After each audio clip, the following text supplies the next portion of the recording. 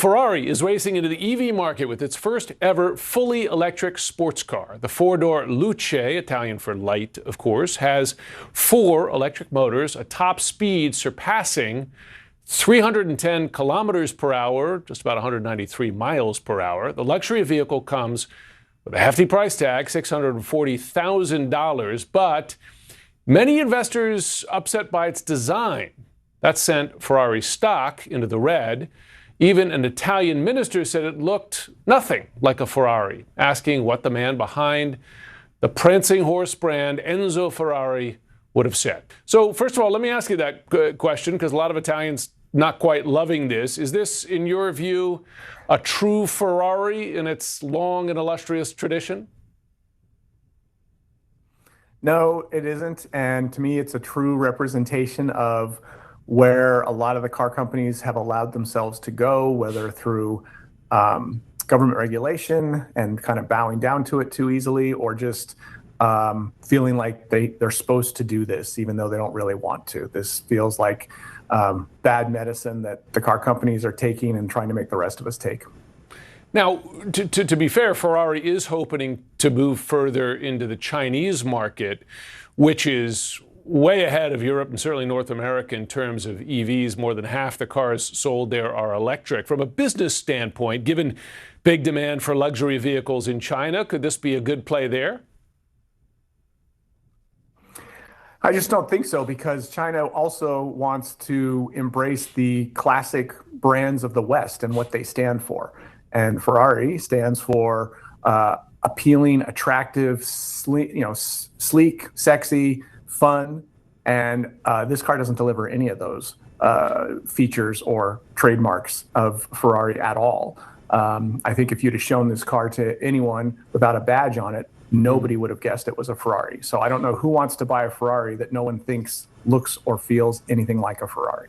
So let me ask you this, though, because Ferrari is not the first, legendary European car maker. I mean, Porsche makes SUVs, right, and 4-door sedans, partly to go after big luxury markets. So you have seen other makers go down this path. Granted, not Ferrari. I mean, Ferrari is special. Has anybody had success when they've tried to expand their market a bit into new avenues? It's okay to break from your normal kind of 2-door sports car trademark vehicles, and a lot of car companies have done that very successful. Porsche makes a lot of money off of their SUVs. Aston Martin, they made the DBX, and it immediately became their best-selling vehicle. It's not that you don't make a vehicle that's just another sports car. It's that you make one that doesn't have any tie to the heritage that your brand stands for, one that people would not necessarily want to be seen riding around in. That's the problem. How about gas prices? There has been some uptick here in the U.S. of interest in EVs, and I'm not talking about Ferrari EVs. I'm talking about, down here where you and I might be able to afford them more. Is that, in your view, in terms of the electric vehicle market in North America and perhaps in Europe, is that a big push for them going forward, given recent disappointments, or is that more of a short-term thing? No, I think this was really just them wanting to be able to say that they're joining the kind of global movement toward EVs. Certainly, nobody who buys a Ferrari cares about gas prices, let's be honest. Yeah. So they don't have to worry about that. And I feel like the parent company, Stellantis, they still can kind of spread out their kind of CO2 across a larger organization. So they don't really have to do it even for regulatory purposes. This is very much about kind of a positioning and a branding and an image thing. And just like Dodge and Porsche, when they tried to go heavily into EVs, they're now running away from that because, not surprisingly, their customer base had no interest in that. So if you're a brand, you hopefully are paired with another brand that can fulfill any regulatory EV needs. Because if your brand is all about passion and interest and fun, an EV isn't going to cut it for you. It's not going to cut it for Porsche, it's not going to cut it for Dodge, and it's not going to cut it for Ferrari.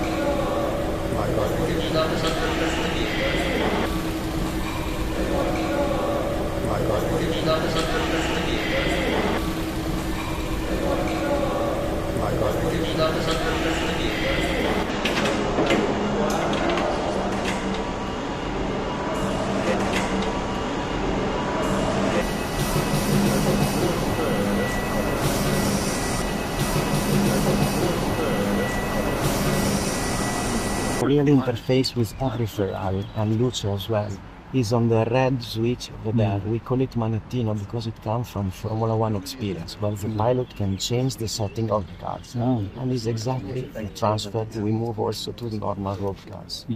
On the left side, this one is managing the power of the Luce. In range, we maximize the mileage of the car. The car, because of active suspension, get lower for reduce the drag. The more you go on the right side, the more unleash the power of the car to 1,040 horsepower. 大家好，我是主播周玉琴。很多的朋友告诉我们，选择原版的太阳星全效克菲尔益生菌，它添加有羽衣甘蓝，健康再加分。而有睡眠困扰的朋友们，赶快选择蓝色包装这一款晚安加强版，绝对是更有感。每日克菲尔，时刻美好 ，Good Feel Good， 请上快点购为健康下单，而且要记得输入推荐代码，有额外的折扣优惠。太阳星全效克菲尔益生菌基础版、晚安加强版，新包装改版，内容不变，抽取更方便。要吃就吃最好的。